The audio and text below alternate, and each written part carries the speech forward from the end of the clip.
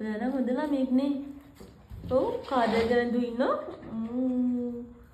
නුමුකුත් අරිනෝ. ටොම්බෙක් ඈ. ටොම්බ බෝලේ ගෙඩියා. වතුර දීපා හැදියා. අනේ මොකද තූති කොළු පැටියා? ඔයානේ ඔබේ තූති කොළු පැටියා? කොල්ලන්ගෙන් හරි කලබලයනේ. කොළු පැටියාගෙන් හරි කලබලයනේ. අනේ අපේ සූති කෙල්ල නෙමෙයි.